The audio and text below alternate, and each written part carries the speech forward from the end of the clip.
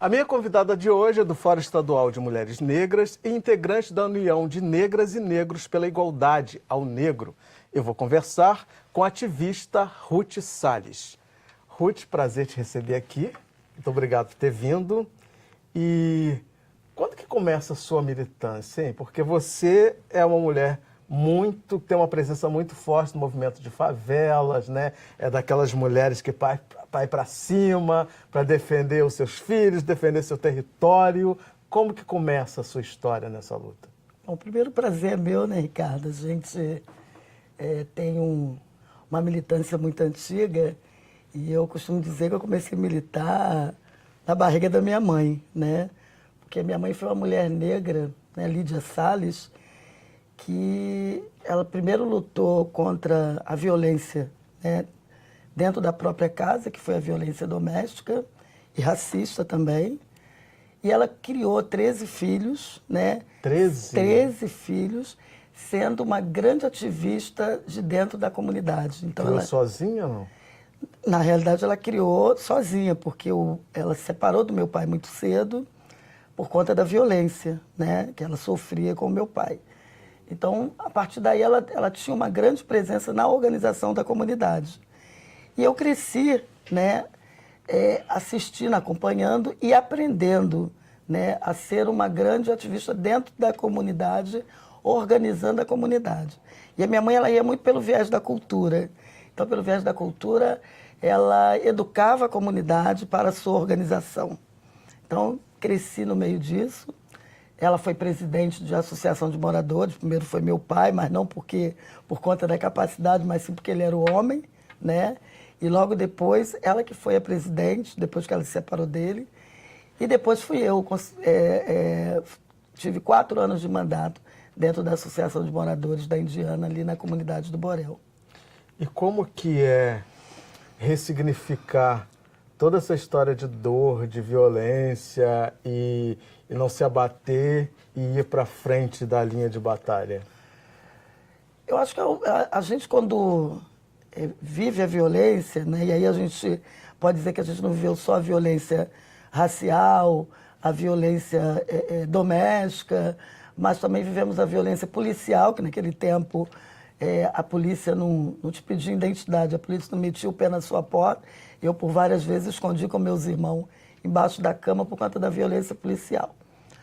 Mas a gente cresceu nesse meio e o fato de ter uma mãe ativista, ela te dá caminhos de luta para que você construa diferente, né? E que você entenda que você é uma vítima daquilo, mas você não pode continuar se vitimando. Você precisa ultrapassar, você precisa lutar, você precisa romper a fronteira do racismo, a fronteira da discriminação social, do machismo, enfim. É muitas fronteiras para você enfrentar, mas quando a gente cresce aprendendo, né, que tem força, que tem que fazer isso, que tem que fazer esse movimento, a coisa se torna, ao mesmo tempo que você tem a dor, mas você consegue transformar essa dor em luta. Então, hoje, para mim, qualquer dor eu transformo em luta. Você conseguiu fazer com que a sua história fosse diferente da tua mãe? Sim, com certeza. Porque eu nunca aceitei que um homem me violentasse e eu ficasse calada, né? Então, eu cheguei, inclusive, a sofrer uma violência doméstica, mas, quer dizer, eu denunciei, eu fiz todo um papel que naquele tempo a gente não tinha. Eu me lembro que naquele tempo... Aquele tempo é que ano? Aquele tempo vamos dizer, uns 30 anos atrás, né? Porque hoje eu estou com 49 anos, naquele tempo eu devia ter uns 19, né, uns 18. E eu me lembro que quando a gente ia falar com a polícia sobre a violência que a minha mãe estava sofrendo dentro de casa, então passava uma patrulhinha na rua, eu corria falar com a patrulhinha, o policial virava para mim dizer que isso era briga de marido e mulher. E que ninguém mete a colher. Que ninguém mete a colher. Então, no meu tempo, eu já encontrei uma delegacia da mulher para poder denunciar o meu agressor. Né? Eu pude me separar dele, eu pude pedir 100 metros de distância de mim, enfim. Eu fiquei amparada por instrumento que foi construído por nós na nossa luta, a partir da nossa experiência e da nossa dor. Então, para mim, eu acho que eu consegui fazer diferente, não só para mim, né, mas para um número muito grande de mulheres que hoje se beneficia. Ainda é frágil, né, essa lei. A gente ainda precisa lutar muito para que ela seja mais eficaz, para que a gente diminua mais ainda o número de mulheres assassinadas, mas você vê que hoje a gente está avançando de novo com essa questão do assassinato de mulheres, inclusive de mulheres negras. Né? Ontem mesmo a gente teve um fato na Tijuca, né, de uma menina que inclusive é da comunidade indiana, né, que foi esfaqueada pelo seu companheiro dentro do Shopping 45 na Praça Sães Pena, e que eu conheci. Então, quer dizer, para mim foi um choque, porque nos dias de hoje, depois de tantos avanços, depois de tanta luta, a gente ainda ter mulheres que estão ainda vulneráveis, né, a companheiros violentos. Então, assim, ainda tem muita luta pela frente. Você vê a execução da Marielle como um silenciamento de mulheres negras? Com certeza. Eu acho que não só um silenciamento. Eu acho que o momento e a conjuntura política, ela deixa claro, né, que teve um tiro e que teve esses 5 tiros, ele não é na cabeça de Marielle, né? Ele é na cabeça de nós, né, o povo negro, principalmente as mulheres negras, que vêm buscando caminhos de colocar sua voz para fora. E Marielle, para a gente, foi um histórico. Uma mulher negra que sai de dentro da maré e que é eleita com 45 mil votos e que é corajosa, que ocupa uma Câmara como mulher, como negra, levando as nossas pautas. Então, esse tiro não é em Marielle, esse tiro é em nós, mulheres negras que vêm, né, no dia a dia lutando e avançando na luta de brigar pelos nossos direitos, pela nossa inclusão, por políticas públicas. Enfim, eu acho que o tiro de Marielle não é só em Marielle, é em nós. Agora, algo que mobiliza muito as mulheres negras é a violência e o extermínio da juventude negra, né? Porque são os filhos. E a gente sabe que quem enfrenta a polícia para defender os filhos são as mulheres negras, as mulheres faveladas. E eu imagino que você deva ter vivido isso e presenciado isso o tempo todo, né? Acho que isso faz parte da tua vivência, da tua história. Sim. E aí eu queria te mostrar um vídeo aqui para a gente conversar um pouco sobre isso.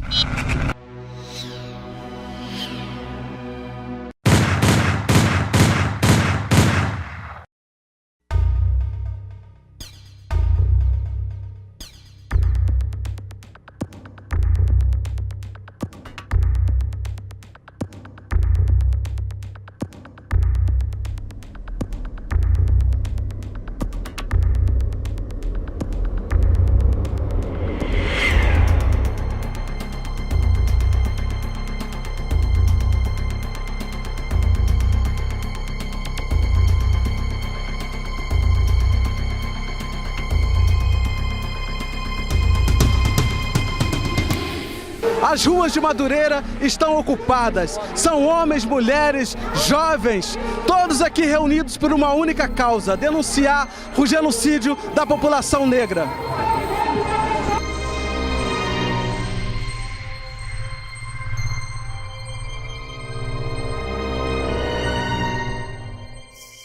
Os índices são assustadores. Hoje, segundo pesquisas de 2010 a 2013, dentro dos registros de autos de resistência que existem no Rio de Janeiro, foram registrados no Rio de Janeiro, cerca de 75% dessas vítimas é composta por jovens entre 15 e 29 anos e cerca de quase 80% dessas vítimas é negra. Então, é importante que atos como esse tenham a visibilidade necessária para não só chamar a atenção da população, a se tornar mais consciente com relação à lógica racista na qual a gente se insere hoje em dia, que muitas vezes é uma lógica velada. As pessoas assumem que existe racismo no Brasil, mas elas mesmas não conseguem assumir que existe racismo dentro delas mesmas e racismo dentro das instituições públicas.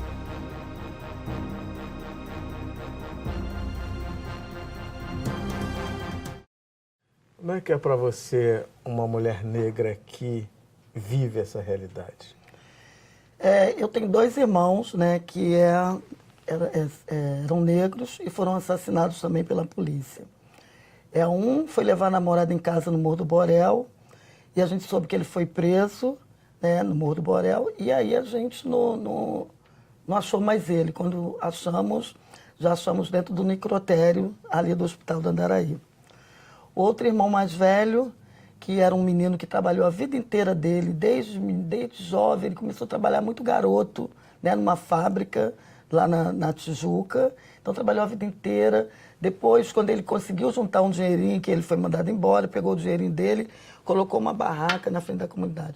Por conta de um processo que a gente tinha de investigação do assassinato do Ismael, que era o meu irmão, que era menor do que o mais velho, né? A gente começou a sofrer algumas perseguições, né? E naquele tempo a Arquidiocese do Rio fazia encontros, né, para discutir a violência, dialogar, né, com o secretário de Segurança. E eu e minha mãe participavam muito, que era da Pastoral de Favelas. E a gente estava o tempo todo dentro. Naquele tempo não tinha essa organização tão grande de mães, do movimento. Então tinha poucas pessoas que conseguiam, né, falar e denunciar o extermínio dessa juventude. E eu me lembro que a gente fez algumas denúncias nesse encontro e depois a nossa casa foi invadida por policiais mascarados, né, com aquela touca, e só estava eu em casa com meus irmãos. E aí o policial disse para mim que me conhecia, né, e que conhecia minha mãe. E que se a gente continuasse falando, eles iam matar um por um, né.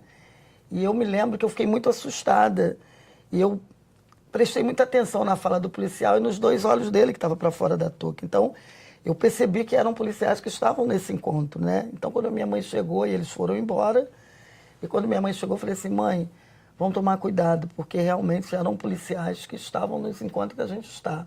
Então, vamos tomar muito cuidado. Aí minha mãe: não, vamos tomar. Mas só que a minha mãe era chamada, né, para falar sobre o assunto. E aí eu tive um outro irmão que foi acusado de fazer algo que ele não fez, que a gente tem certeza, tanto que ele ficou 7 meses preso e a gente provou, inclusive que o carro que eles disseram que foi roubado por ele não sabia dirigir, mas diz que ele roubou um carro. E quando a gente foi investigar, a gente conseguiu achar o tal carro e o carro era de um policial, né? E vocês que investigaram? A gente que investigou, eu, minha mãe, amigos. E aí a gente conseguiu provar isso e ele saiu da cadeia, não foi reconhecido esses 7 meses que ele ficou preso, nada disso. E eu me lembro que a minha mãe ficou muito, muito doente no tempo, quando ele ficou preso. E aí amigos resolveu entrar com um processo contra o Estado por conta dos 7 meses que ele ficou preso. E isso foi a pior coisa que a gente fez, porque aí ele foi assassinado. Né? Ele apareceu, mais um irmão meu aparece morto num terreno baldio, né? E a gente continua a luta, porque aí minha mãe, a mulher, quando ela perde um filho assassinado dessa forma, ela perde um pouco da noção da vida, porque essa criança sai de dentro de nós, a gente cria e quer ver ele crescer, quer ver ele, né, ter o mesmo direito que todos têm. Essa mulher não tem medo, né, de nada mais, não né? Não tem medo de mais nada. Então a minha mãe ficou muito... Eu vou ter que fazer aqui um pequeno intervalo, mas fique por aí, porque é rapidinho e a gente continua esse papo daqui a pouquinho.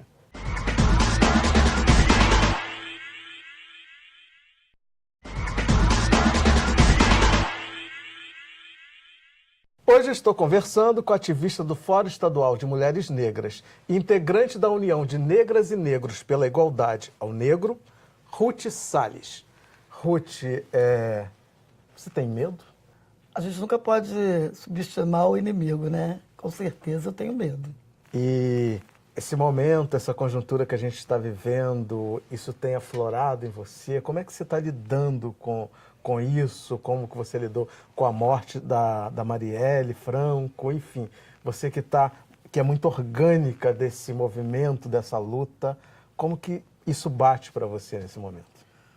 Olha, no dia que a gente recebeu a notícia da morte de Marielle, nós, as mulheres negras do estado do Rio de Janeiro, na sua maioria, estava lá no Fórum Social Mundial.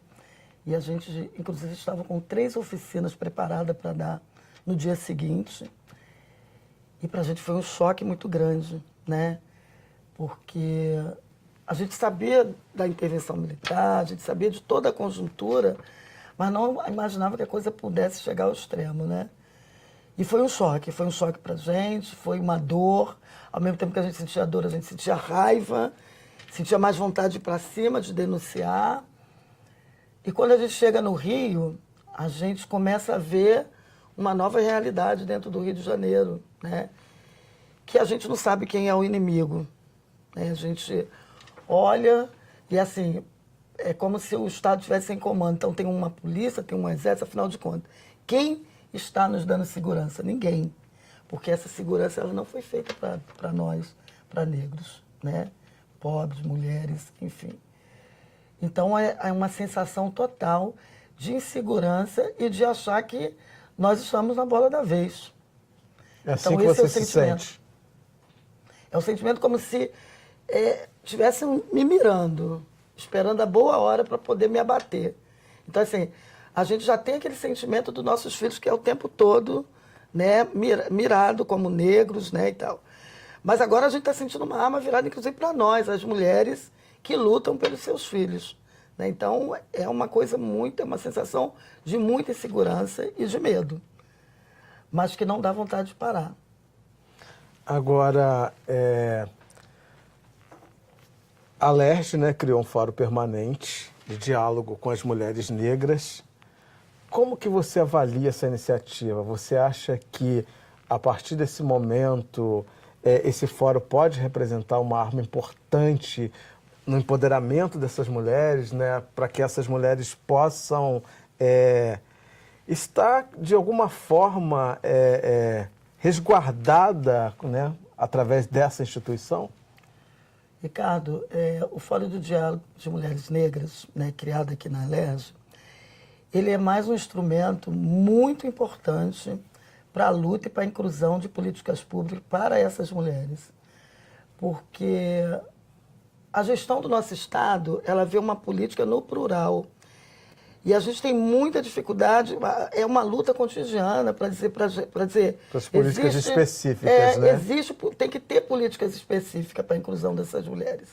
E o Fórum de Diálogo te dá essa possibilidade, né?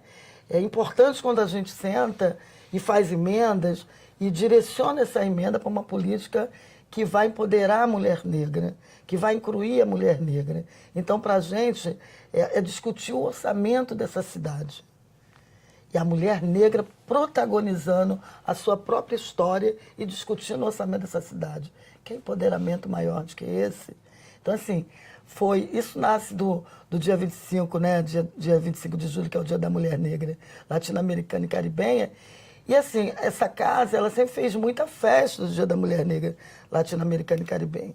No momento em que eu estou dentro de um gabinete, né, assessorando um deputado, e aí eu, dentro do Fórum das Mulheres Negras, a gente discutiu, não queremos festa, a gente quer construir instrumento.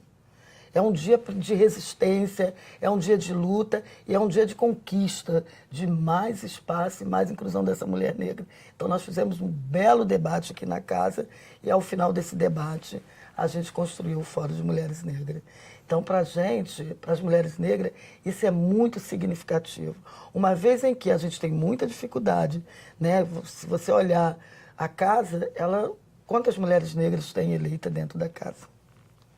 Né? Então, para a gente, Fórum de Diálogo é mais um instrumento. É quase que dizer, estamos com o mandato sem ter sido eleita. A gente chegou a brincar com isso, mas é um pouco parecido, porque a gente está discutindo dentro da Casa Legislativa. E é um fórum permanente, né? É um fórum permanente. É uma lei que ninguém eleito pode... vai embora. O eleito vai embora e o fórum vai continuar aqui. Vai continuar. Então, até mais, né? E isso para você... Quando você vê uma conquista dessa, né? Você que tem uma trajetória, que começou muito cedo, isso te dá mais esperança, te dá mais energia, isso diz para você, é possível, eu fiz a coisa certa, não me arrependo em nenhum momento de todos os perigos, de tudo que eu enfrentei, de que eu estou enfrentando. É esse o sentimento que passa pela tua cabeça? Como é?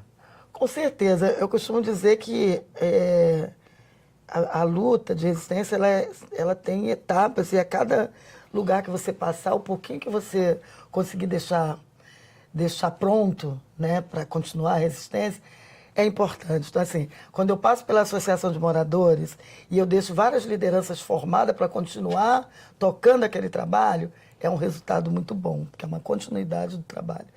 Quando você cria um movimento de mães, que é o Movimento Moleque, que é um também instrumento que eu participei e criei junto com a Mônica, né?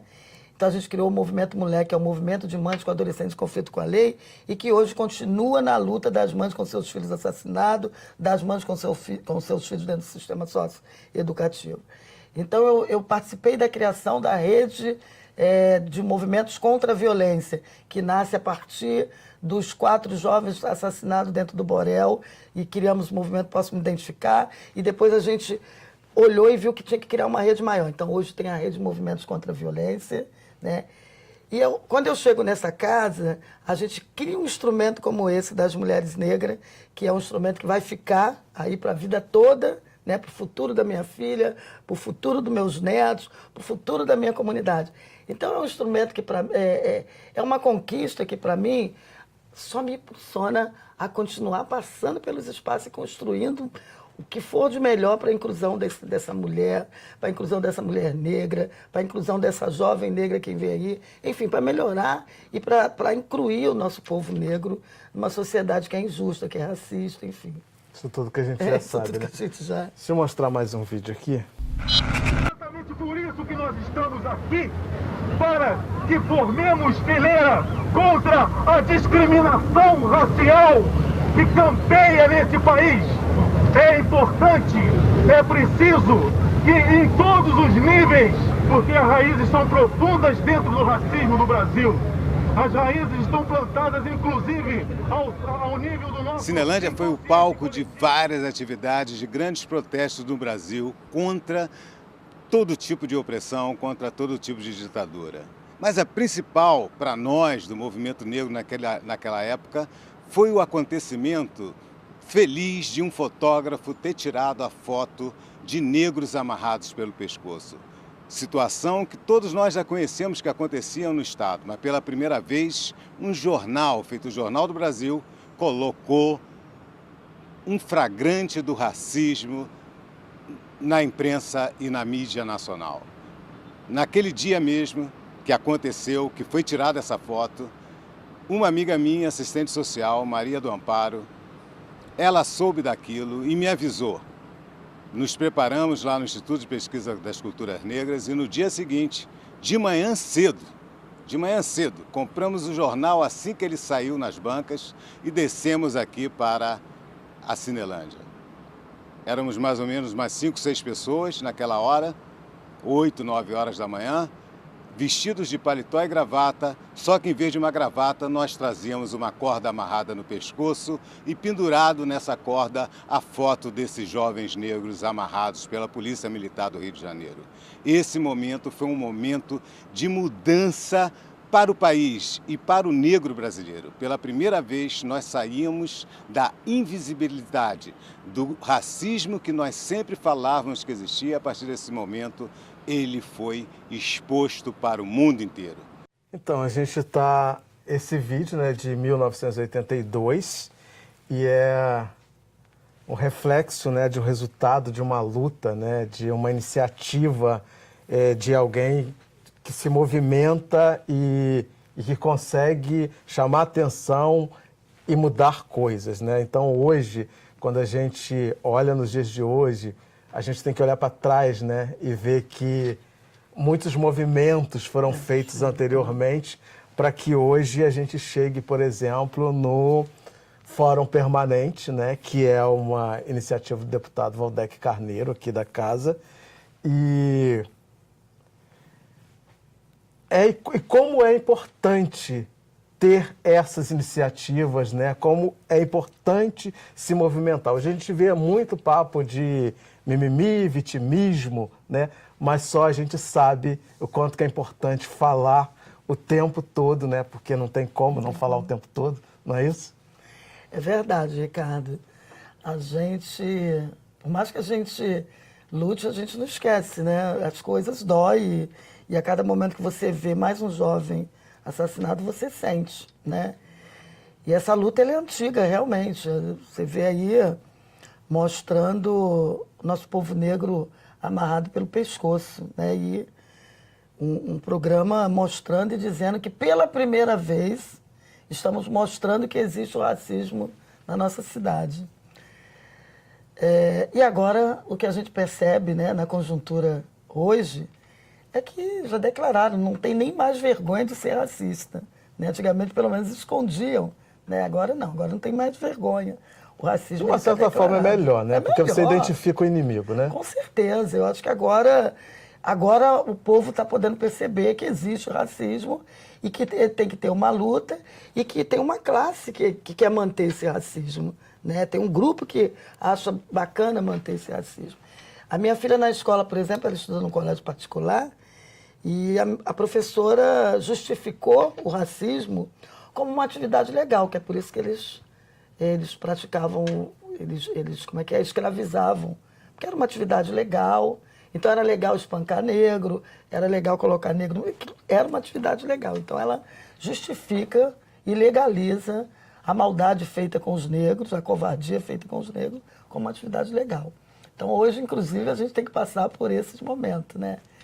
Eu acho que todos os instrumentos que a gente vem construindo, e é muito importante quando a gente encontra dentro de uma Câmara dos Deputados, deputados sensíveis, né, a essa causa e que estejam do nosso lado, porque a gente tem que ter aliado, né, uma luta que não é... Com certeza, essa luta não é só nossa, não né? é só nossa. Ruth, muitíssimo obrigado por você colocar a sua vida mesmo, por você estar aí na linha de frente do combate ao racismo, do combate à intolerância, de toda forma de discriminação, porque eu sei que não é fácil, né? Não é fácil ser negro nesse país. Imagino que não deva ser nem um pouco fácil ser mulher negra nesse país, ser mulher negra favelada. Verdade. E você está aí, linda, inteira e produzindo e lutando. Muito obrigado. Nada, obrigada a você, Ricardo. Eu conversei com a ativista do Fórum Estadual de Mulheres Negras, Ruth Salles, e se você chegou agora é só acessar www.alerj.rj.gov.br ou cultine.com.br que está tudo lá para você. Obrigado pela companhia e até o próximo encontro. Eu te espero.